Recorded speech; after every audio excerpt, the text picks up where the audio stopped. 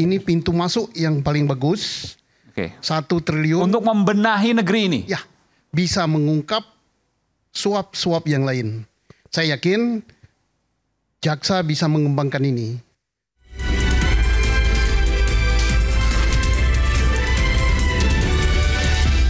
Baik.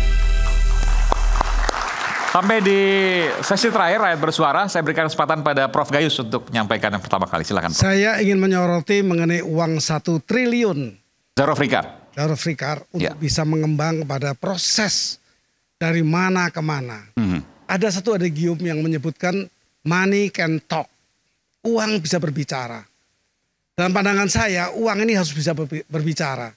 Berbicara kemana aliran yang akan diberikan, atau kalau ini titipan, atau dari mana uang ini asal usulnya, maka akan terungkap semua perkara yang lebih jelas. Ada 2 pertanyaan saya pada para pakar hukum ini. Ini uang yang sekian banyak ini barang bukti atau barang sitaan? Barang bukti atau barang sitaan? Gimana pengertian itu, Prof? Oh, itu di KUHP jelas itu. Apa itu barang sitaan? Ya. Akan di rumah titipan negara. Oke. Di Jakarta ini di sebuah jalan ya. Saya lupa namanya. Tapi Rubasan. Di Rubasan maksudnya rumah. Ya, Ya, oke. Rubasan. Rumah penitipan hasil kejahatan. Ya, oke. Tapi kita akan melihat ini untuk jangkauan panjang. Apakah ini tertangkap tangan atau ini tindakan penyidik? Kenapa itu menjadi penting? Menjadi sangat penting karena itu proses hukumnya akan berjalan sesuai itu. Kalau ini disebut OTT, Ya. ini tidak ada normanya sama sekali. Yang ada tangkap tangan, bukan pakai operasi. Kalau operasi itu ada 3 jalur. Adanya tujuan, adanya motif, ada tindakan yang akan digunakan. Kalau ini hasil pengembangan? Nah, kalau pengembangan itu bukan OTT, diartikan itu, atau ini TT, bukan. TT itu tidak pernah ada. Kalau Kejaksaan Agung ingin membuat satu lembaga baru yang diantaranya ada OTT, ini hati-hati. Oke, pertanyaan Perlu saya begini. merubah undang-undang sebelumnya. Oke, apa yang penting yang tadi saya Prof sampaikan? Apa yang penting yang tadi Prof sampaikan untuk pengungkapan kasus ini setuntas-tuntasnya Zarofrikar dan mungkin kawan-kawan lainnya mungkin ada? Itu saya bilang Dan pasti ada gitu. money can talk. Money yang sekian besar triliun akan bisa bicara dia. Yang bisa dilakukan adalah jaksa atau JPU itu punya beban pembuktian. Bisakah dia membuktikan? Dia sudah menangkap hakimnya, menyita barang-barangnya ini atau menahan orangnya. Dia harus mampu. Dia punya beban pembuktian secara KUHP. Tapi ada solusi lain kalau tipikor, shifting the burden of proof, artinya terbalik. Ya. Tersangka terdakwa yang membuktikan. Tapi ini akan bertentangan dengan banyak ketentuan. Ya, hak ingkar tadi, hak Dan diam. Prof meyakini bahwa jaksa Saya tidak akan mengusulkan gunakan GC, Justice Collaborator. Sehingga di situ money can talk. Dia akan bicara. lebih mudah untuk pengungkapan. Sangat mudah. Tanpa JC tadi, tanpa Justice Collaborator tadi, mungkin akan mengalami kesulitan. Akan kesulitan. Baik. Terutama mengenai uang poinnya. ini. Uang ini bisa dibawa kepada pre-trial. Pertanyaannya, maukah si Zarofrikar ini jadi JC? Adakah pihak penegak hukum memberi kesempatan lebih kepada Baik, itu? poin penting. Baik, Terima terima kasih. kasih Prof. Ya. Ini kalau Justice Collaborator maka pengungkapannya akan semakin maksimal, gitulah kurang lebih. Pak Susno, saya berikan kesempatan. Menambahkan ya, ini pintu masuk yang paling bagus. Oke. 1 triliun. Untuk membenahi negeri ini. Ya, bisa mengungkap suap-suap yang lain. Saya yakin jaksa bisa mengembangkan ini. Tadi terkait dengan tertangkap tangan, ya definisi tertangkap tangan sesuai pasal 19 ya Pak, KUHP, termasuk juga ditemukan pada dirinya bukti daripada tindak pidana itu. Tapi ini perlu pembahasan. Karena ini pintu masuk, termasuk kasusnya yang disampaikan Alia tadi, ini pintu masuk juga. Ahli tata negara ada, saya yakin ini Pak Presiden baru yang dengan gemesnya akan membersihkan negara ini, sudah waktunya untuk membuat perpu. Ini momen luar biasa. Momen luar biasa. Ya mungkin perpunya bukan membekukan Mahkamah Agung, Ya. tapi seleksi yang ketat supaya hakim-hakim muda yang bersih, misalnya putranya Pak Gayus dan sebagainya, why not? Umur 30 tahun bisa jadi ketua PN ketua PT Pengadilan Tinggi. 35 tahun bisa jadi wapres kok. Nah, 37. iya. Jenderal Sudirman 29 tahun Panglima Tinggi. Sudah saatnya ini kita tidak lagi reformasi tapi revolusi. Oke. Ya, dibekukan tidak mungkin, tapi kita naikkan hakim-hakim muda itu yang bersih jadi hakim agung, jadi ketua PT, hakim tinggi, jadi ketua PN. Dari 7.800 tadi sisakan aja 400 hakim gitu, baru seleksi lagi supaya pengadilan tidak ini. Sudah saatnya setelah pengadilan yang merupakan benteng terakhir dari pengadilan, baru ke bawahnya kejaksaan, baru kepolisian, baru jangan dikira di kementerian tidak lebih parah, lebih gawat. S-nya banyak sekali. Ini jamak itu. Kalau gawat saja itu kecil. Di gawat. kementerian? Iya, korupsi lebih besar. Ya. Kalau di situ kan korupsi masih bisa tertangkap. Tapi kalau merubah angka 10 T menjadi 100 T atau sekian persen cashback, itu lebih besar lagi. Dan tiap periode pasti ada menteri yang tertangkap tangan. APBN jauh lebih besar daripada itu. Jadi kementerian jangan malam ini banyak yang nonton pasti atau tayang, wah instansi saya tidak. No, Anda lebih parah. Tapi tunggu giliran. Saya ke Bung Refli dulu, silakan Bung Refli. Iya, begini. Kita ini tidak mungkin mencari satu obat, satu panacea untuk menyelesaikan karut marut semua persoalan ini. Jadi tentu banyak hal yang bisa kita lakukan ya, tetapi langkah yang berani, yang revolusioner itu perlu dilakukan sebagai pesan kepada siapapun yang coba-coba korupsi bahwa negara, penguasa yang ada saat ini, yang baru saat ini tidak tinggal diam terhadap hal-hal yang buruk seperti itu, mafia korupsi dan lain sebagainya. Karena itu menurut saya ini kan mumpung presiden baru ini paling tidak memiliki legitimasi tertentu dan dia mau bertekad untuk memberantas korupsi dalam berbagai kesempatan. Pesan kuat itu dia nyatakan berkali-kali. Tetapi sampai pada hari ini belum ada tindakan yang nyata untuk mendukung statementnya itu. Yaitu memburu sampai Antartika. Kalau tidak cocok, tidak mau sama saya silakan minggir dan lain sebagainya. Karena saya membuat pemerintahan yang bersih dan lain sebagainya. Karena itu saya ulangi lagi 4 hal yang pernah saya sampaikan. 1, keluarkan perpu untuk membekukan Mahkamah Agung. Itu tetap saya pada usulan itu. Seleksi ulang hakim-hakim agung yang ada oleh sebuah katakanlah panitia kecil yang sangat-sangat kredibel. Berisi orang-orang yang integritasnya tidak diragukan lagi. Dengan sebuah sistem yang baik tentunya. Dan diharapkan nanti terseleksi ulang hakim-hakim yang baik. Yang tidak baik mundur atau secara sukarela dia mundur nggak apa-apa juga. Kalau misalnya ada legal amnesty itu 1. Yang kedua, segera keluarkan perpu untuk membatalkan Undang-Undang Nomor 19 tahun 2019 yang melemahkan posisi KPK. 3-4 hari yang lalu saya dan teman-teman datang ke KPK, betapa mereka mengeluhnya dengan kondisi saat ini. Karena mereka bukan penegak hukum lagi, pimpinan KPK tersebut. Karena yang berkuasa itu adalah struktur di bawahnya. Yang itu mohon maaf, dari institusi APH tetangga. Ada yang dari kejaksaan, ada kepolisian dan lain sebagainya. Sehingga orang yang dipilih sebagai pimpinan tersebut tidak memiliki kekuasaan penuh. Dan terpecah pula sekarang ini. Ada 2 yang faksi keadilan, kalau pakai politik, istilah politik. Ada 2 faksi kesejahteraan, kayaknya begitu. Kalau pakai istilah politik. Nah karena itu undang-undang ini harus dicabut. At least kembalikan KPK pada situasi sebelum adanya undang-undang 19 2019. Terus yang kedua. Yang ketiga adalah rekrut kembali orang-orang yang dianggap kredibel dan kemudian disingkirkan seperti Novel Baswedan dan kawan-kawan sepanjang masih fit and proper.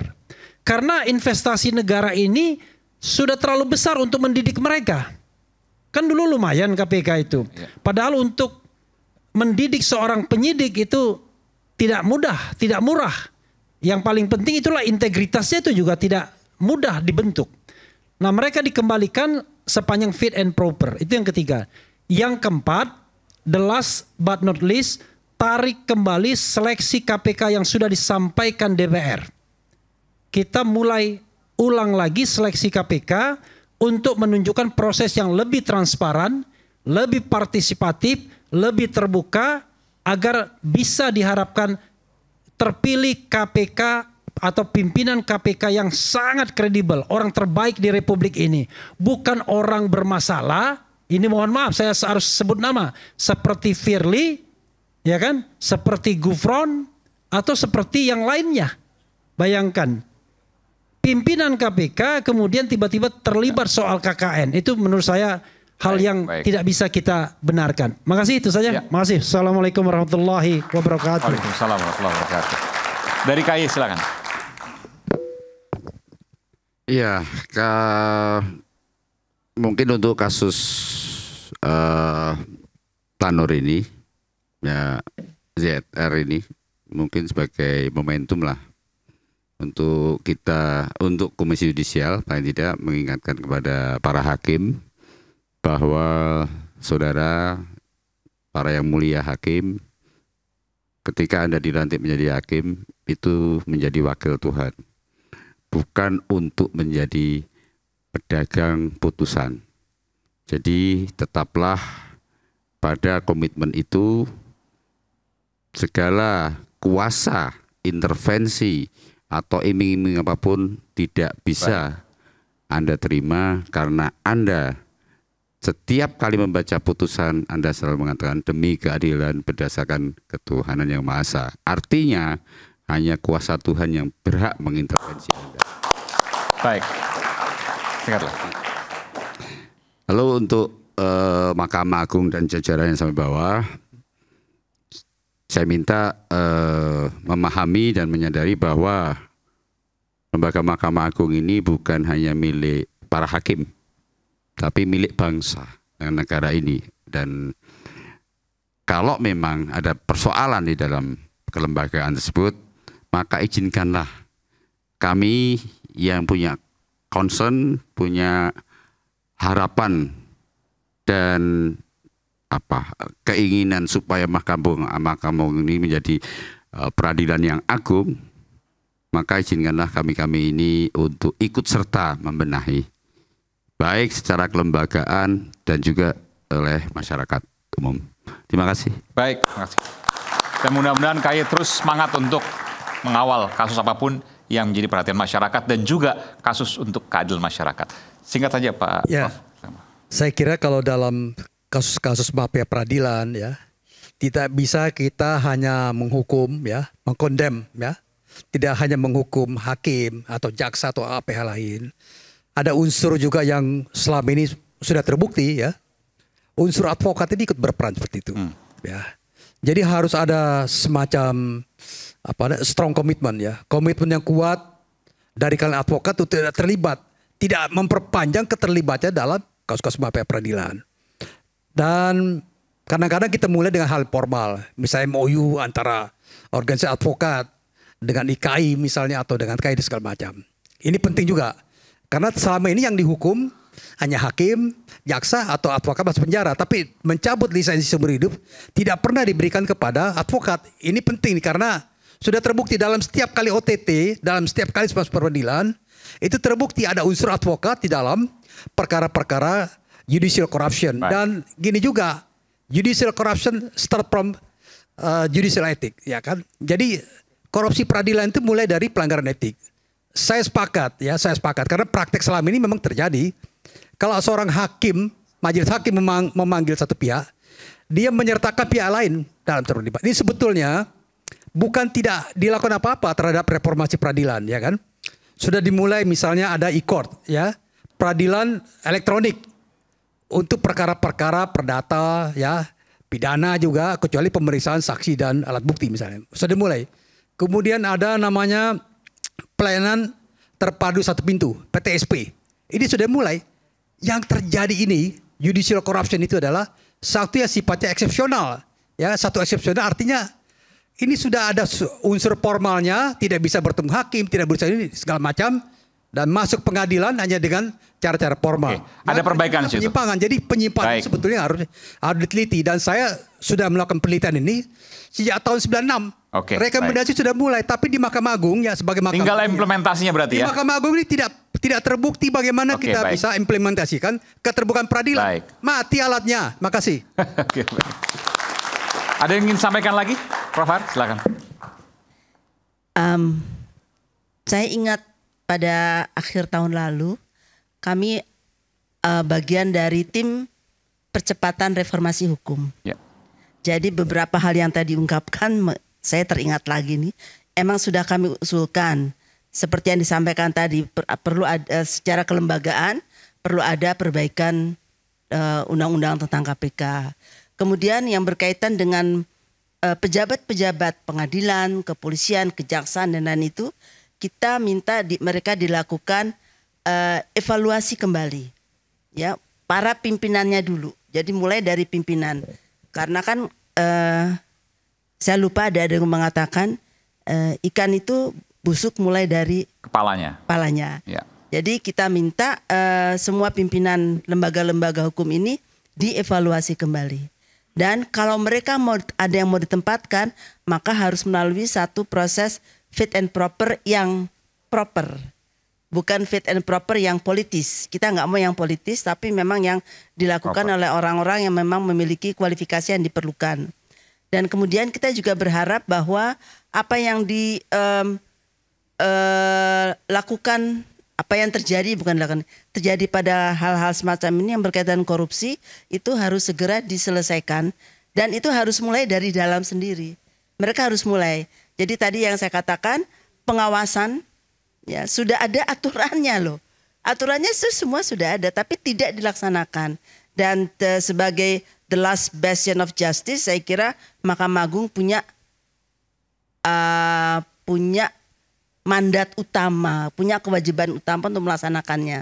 Nah, ini akan kita lihat dengan Kepala MA yang baru, Ketua MA yang baru, Pak Sunarto.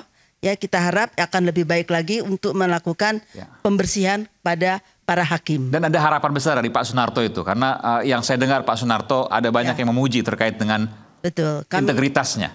Ya, kami juga punya harapan karena waktu tim kami melakukan audiensi ke Mahkamah Agung, beliau juga ada di sana. Dan banyak yang hal-hal yang kita harap bisa terjadi selama kepemimpinannya, terutama dalam konteks pengawasan,